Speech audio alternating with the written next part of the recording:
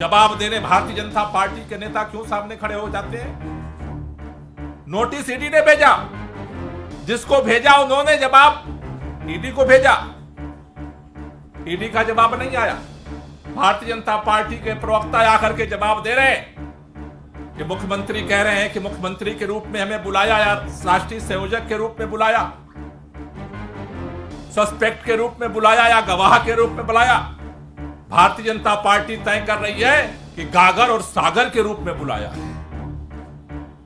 क्यों तय करते हो आप?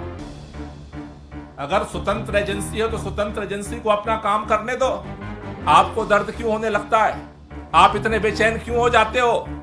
क्योंकि आपकी वो नोटिस है ना अभी जेल के अंदर, चाहे वो मनीष सिसोदिया जी हो, चाहे वो संजय सिंह जी हो, चाहे वो सत्येंद्र जैन जी हो, ये सारे गागरों के सागर आप हैं।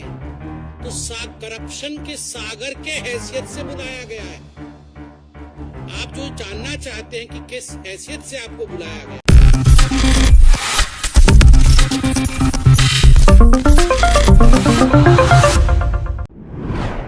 नेक्स्ट 9 न्यूज़ में आपका बहुत बहुत स्वागत है। मैं हूं आपके साथ अबरारुल हक रहमानी।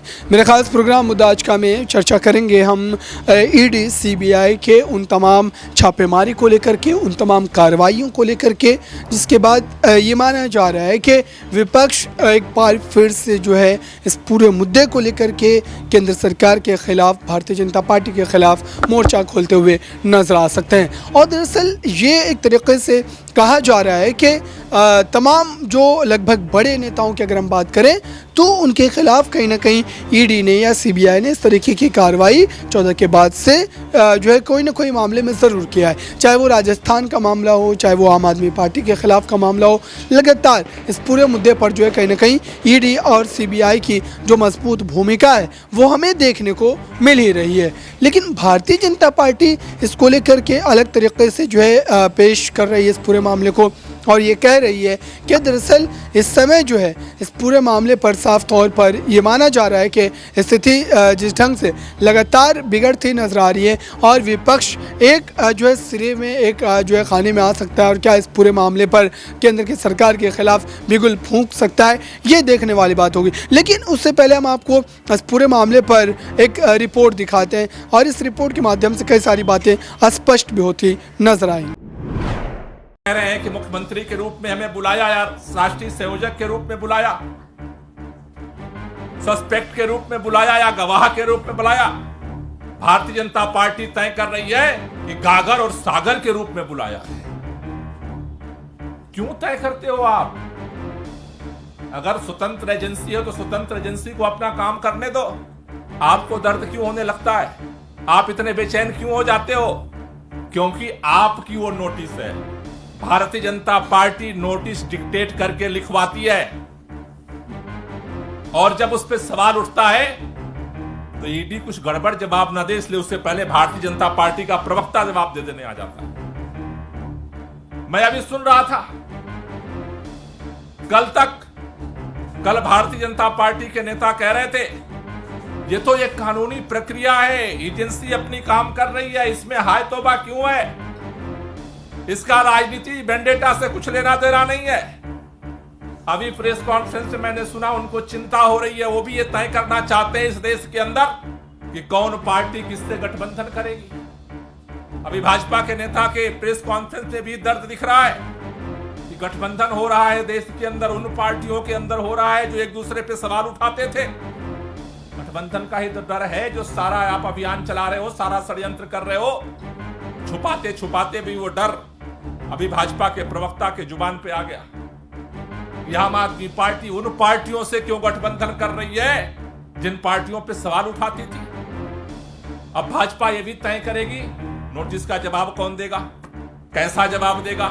भाजपा ये भी तय करना चाहती है कौन कहां आएगा, कौन चुनाव प्रचार करेगा, कौन पार्टी चुनाव प्रचार नहीं करेगी, कौन सी पार्टी किसमें गठबंधन करेगी, सब कुछ डिक्टेट करना चाहती है।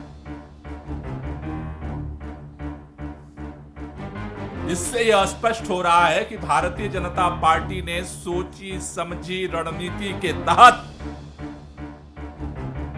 राजनीतिक दुर्भावना की मंशा से अरविंद केजरीवाल जी को गिरफ्तार करने का षड्यंत्र किया है और इसकी स्पष्टता भारतीय जनता पार्टी के सांसद मनोज तिवारी जी के नोटिस आने से एक दिन पहले सार्वजनिक तौर पर यह ऐलान करना कि अरविंद केजरीवाल गिरफ्तार होंगे। कोई रोक नहीं सकता अरविंद केजरीवाल को गिरफ्तार होने से। सीबीआई ने पूछताछ के बुलाया, जवाब दिया अरविंद केजरीवाल जी ने। तो आपने देखा दर्शकों कि भारतीय जनता पार्टी इसको लेकर के एक अलग नजरिया पेश करती है, जबकि दूसरी तरफ अगर देखा जाए तो आम आदमी पार्टी इस पर साफ तौर पर केंद्र सरकार की उन विफलताओं को लेकर के मोर्चा खोलती नजर आती है और साथ ही ये भी कहती है कि दरअसल इस समय जिस ढंग से लगातार आम आदमी पार्टी के खिलाफ ईडी और सीबीआई की कार्रवाई देखने को मिल रही है, यह हताशा और निराशा का मामला है, क्योंकि भारतीय जनता पार्टी 2024 के चुनाव में अपनी हार को देख रही है और दरअसल इस वजह से ही विपक्ष के उन तमाम बड़े नेताओं को जेल में डाला जा रहा है। इस पर आम आदमी पार्टी के पक्ष को भी एक बार जरूर है ना अभी जेल के अंदर, चाहे वो मनीष सिसोदिया जी हो, चाहे वो संजय सिंह जी हो, चाहे वो सत्येंद्र जैन जी हो, ये सारे गागरों के सागर आप हैं। तो करप्शन के सागर के हैसियत से बुलाया गया है। आप जो जानना चाहते हैं कि किस हैसियत से आपको बुलाया गया है, as the ocean of corruption, as the source of corruption, from where corruption emerges in Delhi, जहां से करप्शन जन्म लेती है उसके बाद मनीष सिसोदिया जी तक पहुंचती है, जहां से उद्भव होता है करप्शन का और उसके बाद वो पहुंचती है सत्येंद्र जैन के पास, जहां से करप्शन आरंभ होता है और उसके बाद वो पहुंचती है संजय सिंह के द्वारे, उस सोर्स के रूप में आपको बुलाया गया है, एज दैट सागर, गागरों के सागर के रूप में आपको बुलाया गया है। और ये क्या वीआईपी सिंड्रोम है? मुझे क्यों बुलाया गया है? क्यों? आप क्या कानून से बड़े हैं? आप दिल्ली के सीएम हैं? क्या आप भगवान हैं? वैसे तो आपने कोई कसर नहीं छोड़ी थी अपने आप को श्री कृष्ण इत्यादि बताने में, मगर क्या आप भगवान हैं जो आपको कोई एजेंसी नहीं बुला सकती है?